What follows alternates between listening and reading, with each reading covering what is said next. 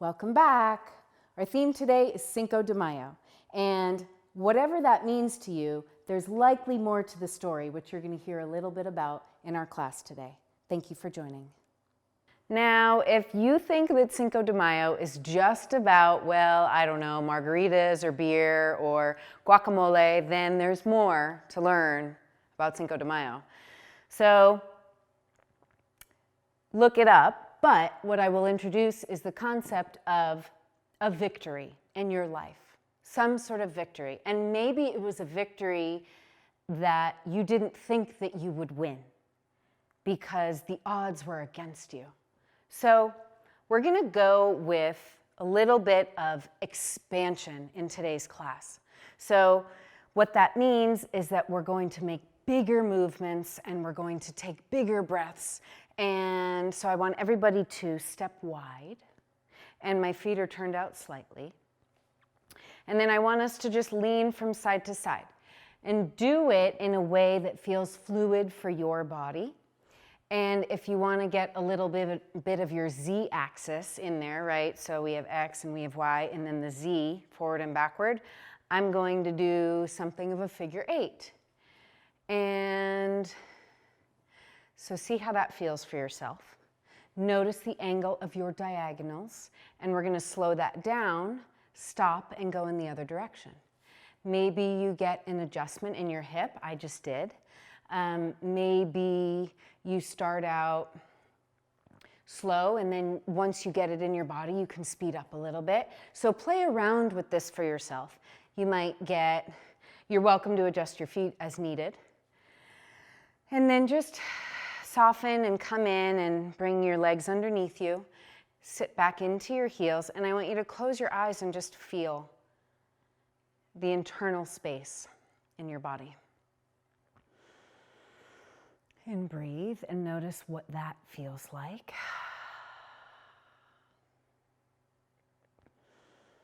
I was working with a golfer recently and teaching these principles of energetics and Tai Chi and movement and body awareness. Go ahead and take your legs even wider and keep them parallel, okay? In fact, parallel to pigeon-toed, the opposite, right? We're going to be here. And then just straighten your back, so drop your tailbone, and your abs are big and they're flat and they're wide, just like if you had a spotlight, it would shine out. You don't want it shining down. Okay? And you're going to begin to bend and straighten and just feel where in your body you feel sensations as we do this, and I tell you about my golfing client. So talking about energetics and the principles of Tai Chi and such. And he said to me, I hurt my knee on the 16th hole, and then the last 2 holes were the best that I had shot the entire time. And I can explain why that is. And why that is because when we are focused in our mind, when we allow our minds to guide us and lead us and consume our thought patterns, then we are hyper-focused and we sort of zoom out of our environment and we focus into our brains. And when we have something that just happened, which is pain, which inspires the body to not think about the other things we're doing and attend to the pain, we can actually do the other things better. So this happened to me also many years ago when I was pursuing acting. I was in a play in New York. Begin to swing your arms around as I continue to regale you with these scintillating stories. And allow your toes to come up and spin at the end like mine, if that's available for you. So many years ago, I was in a production in New York City, and I got a wicked cold. I got like this really gnarly cold. I was like super clogged. I could barely breathe. I could barely hear. And I had a performance that night. So I took, what did I use? Tiger Balm. And I like put it all around my nose to try and like still be able to breathe, that there's eucalyptus in there and menthol. And even though I felt like I, wanted to be home in my bed eating hot soup, what actually happened was a really great performance. So much so that I got the most accolades of the entire run of the show. So with that, I invite you to pull out of your limited mind thinking, which will tell you that X isn't possible and Y is going to happen, and oh my gosh, what if it's Z? And instead of that, pull your energy back a little bit. Pull your mind, allow your mind, instead of going internal, make it external. Notice the world around you. Notice your breathing, okay? And what helps us do that is leaning a little bit back into our heels. So, once you find that space for yourself, I want you to sort of move your arms like jellyfish arms, or octopus arms, or whatever you want it to be arms. And then go side to side. Bend the knees and twist. Your low back is long. And then I want you to bend and straighten as you move side to side. And breathe. So you're swinging. Okay, roll over onto the top of one foot, and then go left and right, and then go to the other foot. Okay, now we're gonna do a chair, and so you're gonna bring your legs together. Again, you're gonna take your weight back, way back. If you fall, get up and do it again. But take your weight back, okay, so much so that your toes can lift off the ground. Breathe. Exhale, sink down, any amount. Take the curve out of your low back, not permanently, just temporarily. And then bring your arms up. And you'll feel this. This is not the easiest position to stay in for the body. Can you sit back further? Can you drive your knees over your toes, pulling it all back, tucking under, raising the arms, right? Lengthen the spine. You can lengthen your thoracic region in your spine too to strengthen. And then push up, reach for the ceiling. And exhale, let the arms come down.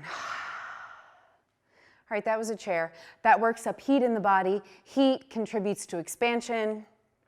You see the theme? Okay. Pigeon toe your toes. Lean over into one side. And then see if you can raise that leg, like trace a line, and then just elevate, and then turn it out, bring it back down, and then bring it back. So now your feet are kind of parallel, and then go to the other side, pigeon toe that toe, and then with the opposite leg. We do this in Pilates, but we'll do it on a machine, so this is a little bit, and then raise it, turn it out. I'm turning all the way up at my hip up here.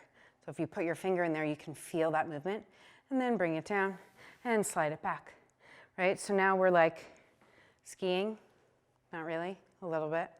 Cool. So that was pigeon-toed. Stay pigeon-toed. Okay, interlace your fingers, press them away from you as you sit back, reach back, lean into your heels, even here, and then unclasp the arms and let them fall. Now turn your toes out. Breathe, and then interlace your fingers behind your back. See if you can put the other thumb on top, your non-dominant thumb, and then sit. Reach back, reach the arms up as high as they'll go. Maybe they'll go 2 inches, maybe they'll go 2 feet. 2 feet would be a lot. All right, turn to the side. Well, you don't have to, but I'm going to demo.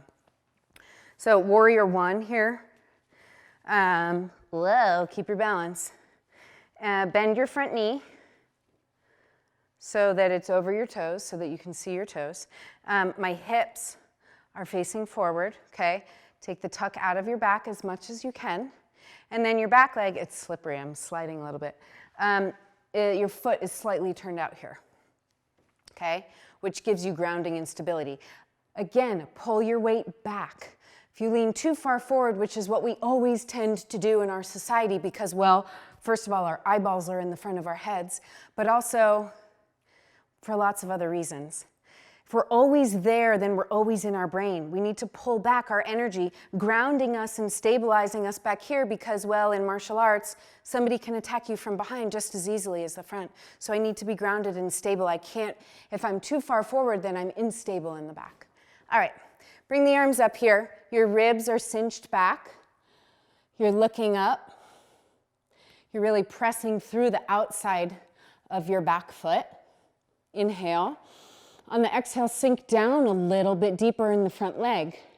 And we're going to open up into warrior two. So how you do that is you bring your back arm to the back and your front arm to the front like a bow and arrow. And then you want to line up the heel of your front foot in the center of the arch of your back foot. Again, bring your energy back. Drop your pelvis. Align your spine. Check in with your arms. Try and make them parallel. And look out over the middle finger or pointer finger of your front arm. Okay? As much as I am reaching forward, I'm also reaching back, right? I'm not like this. This is not a good warrior two. Not that it's about good and bad, it's about awareness. So my knee is over my heel, my energy is being pulled back, right? So I'm extending in both directions. All right, we're gonna switch to the other side without totally coming out of it. My back leg is shaking, so bring your arms up, parallel your feet, and then just spin to the other side. You got that? Okay. So let's see if that's better. All right. Now, realign yourself here. Again, check in with the levels of your arms. Bring your energy back and forward. Inhale. Exhale, sink down. Press through the outside of your back leg. Again, just because your eyes aren't there doesn't mean your awareness can't be there. So I have awareness back here even though my eyes are here. Okay? Inhale, exhale. Now we're going to flip it on this side. So back arm goes to rest on the back thigh, palm facing up, reaching up towards the ceiling, looking up. You can take it further if you like. See what's behind you. See what's behind you, but keep the awareness of the front of your body at the same time. Take your eyes out of the scenario. All right, come up. Walk your legs together in whatever way. And then left, right, left, right. Shake it out. That was a little bit of work. I'm working up some heat in the body. Are you too? Okay. Spirals go in the other direction. All right, bring the legs together. Do I want to do Bird of Paradise with you? I think I do. Okay. There's an easy way to do this. Well, there's like an entry level that I was teaching in a class in Encino, California, where you take the opposite arm, put it under the opposite thigh. So I would left arm under right thigh, and then grab hold of it, and then pull that leg up, okay? Now, start with that if that's where you are. Great, let that go. We'll do the other side. So right arm under left thigh, grab hold, and bring it. And drop it down. And maybe you're starting with just working on your balance on that side. Great, that's where you gotta start, right? Babies can't drive a car, but they start and learn how to flip over from their belly to their back. And then over time, you get the picture. Okay, Bird of Paradise, you're gonna take the same arm on the same side. And you're gonna dive it under that thigh. Dive it under. Now, take your other arm and reach it behind your back. This might be as far as you go today. This might feel like you are a pretzel and you are being contorted into a position that is rather uncomfortable. So fine, so stay there.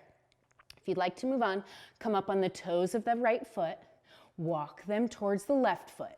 Find grounding and stability in the left foot as you begin to raise the right leg off the ground. Pause as much as you need to find your stability. And then, taking it further, straighten that leg. So, this is with right leg under right thigh. I will show it to you with left leg under left thigh, which is a little bit simpler. Left leg under left thigh, grab hold, okay? Still, you're gonna come up and balance, but you don't have the added twist. Make sense? All right, let's try it on the other side. So either opposite arm for easierness, that's the word of the day, okay? I expect you to use it 3 times before you go to bed tonight. Or same arm for the harder part. All right. You do bird of paradise and talk at the same time. So stand up, extending that leg as much or as little as you want. The harder one. All right. Breathe. How was that? Crazy. Let's do chair again. Just because, you know, we're working up heat, we're talking about expansion, and we're talking about victory, and part of victory is not giving up. So when it feels hard, know that it's possible that there's an opportunity that something is going to come through, and it's going to be the thing that you were looking for. Okay, legs are together, knees are together. You can also do this with your feet separated. Just make sure you're grounded. Sit back into your heels, and then bend and sit like you're reaching for a chair that is behind you, only it's not. Curl your tailbone under, elongating your spine. Where are your arms? Looking up, inhaling, and sit down a little deeper. Bring the knees back over the toes, and then stand up and let the arms come down. Let's do some head rolls for a little change of pace. So ear to shoulder, rolling. And when I say bring your eyes out of it, or your sight or your vision, so if you need to, just close your eyes, because that helps. That's one way to do it. Or just kind of blur your vision and feel into your body. Go in the other direction.